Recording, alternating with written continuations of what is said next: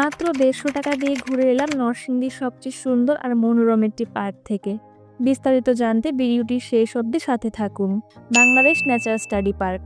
পার্কটির পরিবেশ এতটাই সুন্দর যে আপনি মুগ্ধ হতে বাধ্য হবেন। আসসালামু আলাইকুম, welcome to go by flow. ৬০ বিঘা আয়তনের বিশাল এই পার্কটিতে আছে ছোট একটি দ্বীপ, ঝুলন্ত সেতু, আছে দোলনা, বাহারি ফুল আর ফলের গাছগাছালি। বাংলাদেশ নেচার স্টাডি পার্কের মধ্যে আছে বড় বড় লেক। লেকের মাঝখানে আছে ছোট্ট একটি দ্বীপ, যেখানে যাওয়ার জন্য পার হতে হবে একটি ঝুলন্ত সেতু। লেকে আছে প্যাডেল বোট রাইডিং এর ব্যবস্থা। এছাড়া আছে বিশ্রাম নেওয়ার জন্য ছোট বড় কটেজ। কটেজের সামনে আছে বিস্তৃত খেলার মাঠ। পরিবার পরিজন বা বন্ধু বান্ধব নিয়ে সারাদিন ধরে পিকনিক করার জন্য স্পট ভাড়া নেওয়ার সুযোগও আছে। পার্কটি অবস্থিত নরসিংদীর ঘোড়াশাল বাগদি এলাকায়। নরসিংদী থেকে যারা আসবেন তারা প্রথমে পাঁচদোনা মোড়ে এসে যে কোনো রিক্সা বা অটো ভাড়া করে চলে আসতে পারেন বাগদির এই বাংলাদেশ নেচার স্টাডি পার্কে। ঢাকা বা অন্যান্য জায়গা থেকে যারা আসবেন তারা পাঁচদোনা, ঘোড়াশাল বা টঙ্গী হয়ে চলে আসতে পারেন। আমরা পাঁচদোনা এসে ৩০ টাকা রিক্সা ভাড়া নিয়ে চলে আসি পার্কে। পার্কটি একদমই মেইন রোডের সাথেই, তাই আসা যাওয়াতে যানবাহনের সুব্যবস্থা আছে। পার্কের প্রবেশপথটি দেখলেই বুঝতে পারবেন এর ভিতরের পরিবেশ ঠিক কতটা মনোমুগ্ধকর। পার্কের প্রবেশ করার টিকিট মূল্য ১৫০ টাকা আর ৪ থেকে ৮ বছরের শিশুদের জন্য ১০০ টাকা। পার্কে প্রবেশ করেই দেখতে পারবেন এর মনোরম পরিবেশ। আমরা দুপুরের পরপর গিয়েছিলাম।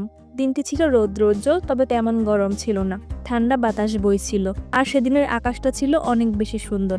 এমন সুন্দর একটা দিনে ঘুরতে এসেছি সুন্দর একটি জায়গায়। পার্কের প্রতিটি জিনিস অনেক সুন্দর আর ফটোজেনিক। দোলনা, সাইকেল, গাছে গাছে ঝুলানো বাবুই পাখির বাসা, লেকের পাশ ধরে পায়ে হাঁটা পথ আর পথের পাশে জায়গায় জায়গায় বসার জন্য বেঞ্চ দেয়া, যেখানে বসে আপনি লেকের সৌন্দর্য উপভোগ করতে পারবেন।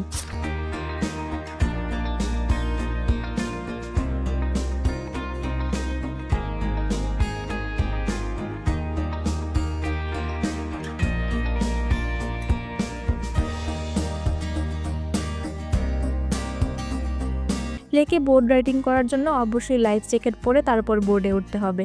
জনপ্রতি ৫০ টাকা বোট রাইডিং টিকিট মূল্য। আমরা সবাই বেশ অনেকক্ষণ বোট রাইডিং করেছিলাম। বেশ ভালো সময় কাটিয়েছি।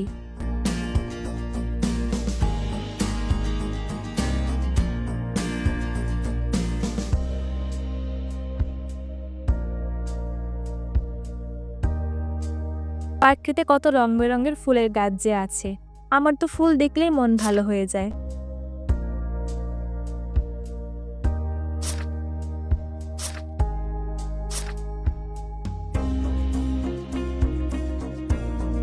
সবচেয়ে বেশি আছে কাঠগোলাপ গাছ।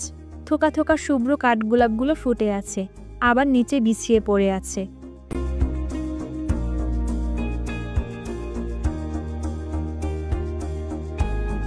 এছাড়া কিছু ফলের গাছও আছে। এই ফলগুলোর নাম কি বলুন তো?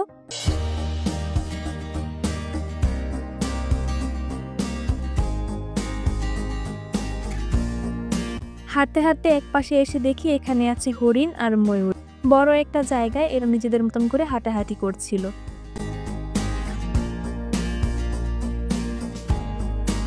ছোট বাচ্চারা এখানে এলে বেশ এনজয় করতে পারবে, কারণ এখানে বড় বড় প্লেগ্রাউন্ড আছে।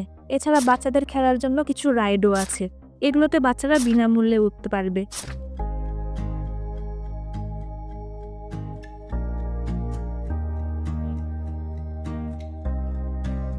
পুরো পার্কটির মধ্যে আমার সবচেয়ে আকর্ষণীয় মনে হয়েছে এই দ্বীপটি। দ্বীপটিতে যাওয়ার জন্য ঝুলন্ত সেতু পার হয়ে আসতে হয়। দ্বীপের চারদিকেও প্রচুর গাছপালা লাগানো, যেন সবুজে ঘেরা ছোট্ট একটি রাজ্য।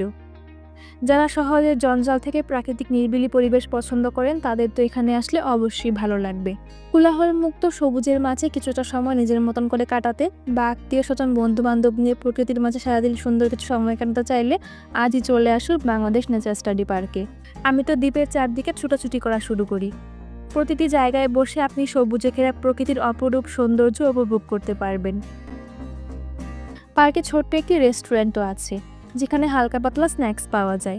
ভারী খাবারের জন্য অবশ্যই আগে থেকে জানিয়ে আসতে হবে। অনেকক্ষণ হাঁটাহাঁটি করে আমরা বেশ ক্লান্ত ছিলাম। ঠান্ডা ঠান্ডা লাচ্ছি খেয়ে অনেকটা ফ্রেশ লাগছিল। দুপুরের পর থেকে সারাটা বিকেল আমরা পার্কেই ঘোরাঘুরি করেছি। পার্কটি প্রতিদিনই সকাল 10টা থেকে সন্ধ্যা 7টা অবধি খোলা থাকে। আমরা যারা যারা গিয়েছি আমাদের কাছে তো পুরো পার্কটি এক কথায় অসাধারণ ভালো লেগেছে। যারা পিকনিকের জন্য স্পট ভাড়া নেওয়া বা অন্যান্য বিষয়ে জানতে চান তাদের জন্য স্ক্রিনে এবং কমেন্টে পার্কের যোগাযোগের নম্বর শেয়ার করা হলো। আজ তবে ভিডিওটি এখানেই শেষ করছি। ভালো থাকবেন সবাই। আল্লাহ হাফেজ।